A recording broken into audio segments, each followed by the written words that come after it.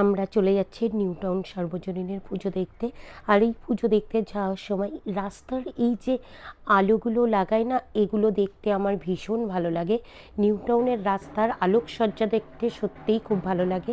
আর আমরা পৌঁছে গেছি নিউ টাউন সার্বজনীন। আমাদের কাছে ভিআইপি পাস ছিল বলে আমরা ভিআইপি গেট দিয়ে ঢুকে যাচ্ছি।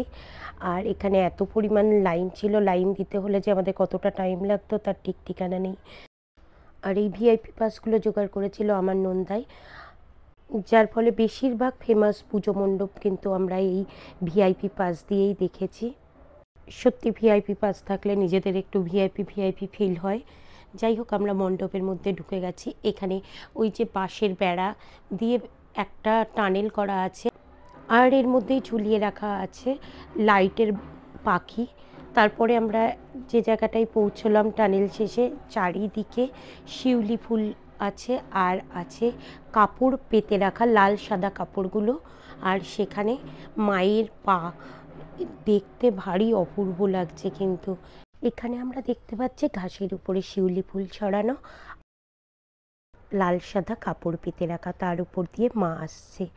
আর এখানে একটা অপূর্ব শিবলিঙ্গ আছে।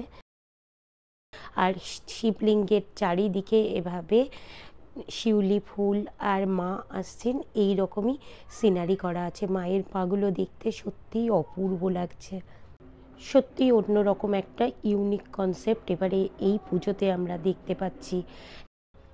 আরও একটা টানেল আছে, সেই টানেল দিয়ে আমরা চলে যাব মা দুর্গার কাছে। আর এখানে একটা 3D লুক করা হয়েছে। আর যেতে যেতে দেখতে পাচ্ছি কাশফুল। কাশফুলের সাথে দুর্গাপুজোর কিন্তু একটা আলাদা সম্পর্ক। দুর্গাপুজোর আগেই কাশফুলগুলো ফোটে, দেখতে অপূর্ব লাগে। আর এই যে হচ্ছে মায়ের মূর্তি, প্রতিমা অসাধারণ করেছে মূর্তিটা। এক কথায় এখানে ঠাকুর দেখতে আসা সত্যিই সার্থক।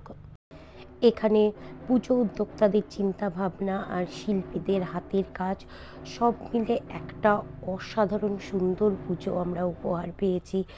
আর এই সব কিছুর মধ্যে মা বসে আছে, আর চারিদিকে না মাকে দেখা যাচ্ছে মিরর ইমেজের মতো করে। এই রকম চারিপাশে যে কাশফুল আর এই সুন্দর ডেকোরেশন, আলোকসজ্জা আর মিরর ইমেজের মতন চারিদিকে যে মায়ের মূর্তিগুলো আছে, দেখে ভীষণ ভালো লাগে।